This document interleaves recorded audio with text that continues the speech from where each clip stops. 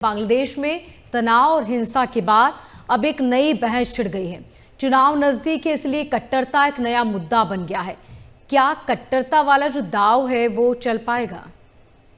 देखिए, बांग्लादेश में जो परिस्थिति है वो थोड़ी विस्फोटक इसलिए है कि इसमें अमेरिका का हाथ है।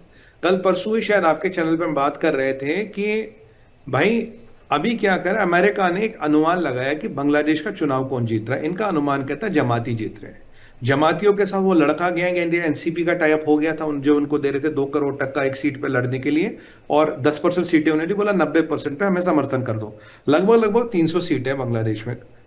जो खालिदा जिया का बेटा है तारिक रहमान, कंटेंडर तो है पर इतना मजबूत नहीं है। अवामी लीग शेख हसीना वाली गायब हो चुकी है। ठीक है। अब ये जो जमायती है ये बेसिकली है कि ये तो वही है जिन्होंने जिन्होंने पाकिस्तान का समर्थन दिया था 1971 में।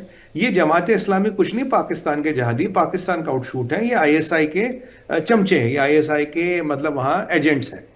अब ये प्रकरण होगा जमातियों का आना, मतलब कि anti India sentiment, anti Hindu sentiment, और भारत के साथ जो भी रिश्ते व्यवस्था है उनको चरमरा जाना, उनको खत्म करना इनका एजेंडा होगा।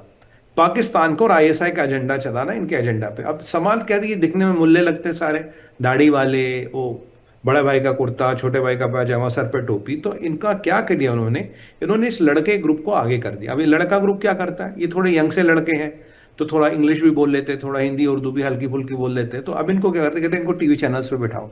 अमेरिका ने कहा टीवी चैनल्स पे बनाओ, इनको फेस बनाओ। और वो लड़के जो पॉलिटिक्स में आए थे ये क्या कहे जी, हमने तो शेख हसीना की सरकार हटा दी, वो करप्ट थी। मतलब हम करप्शन, एंटी करप्शन क्रूसेडर्स हैं, हम करप्शन के खिलाफ लड़ने वाले। पर ये नहीं जमातियों की गोद में बैठे, वो अलग बात है। इनको सामने करो, इनके पीछे जमातियों को खड़ा कर दो। तो लड़कों का चेहरा जमातियों की औकात और जमातियों की नफरत, इससे इलेक्शन जीत जाओ।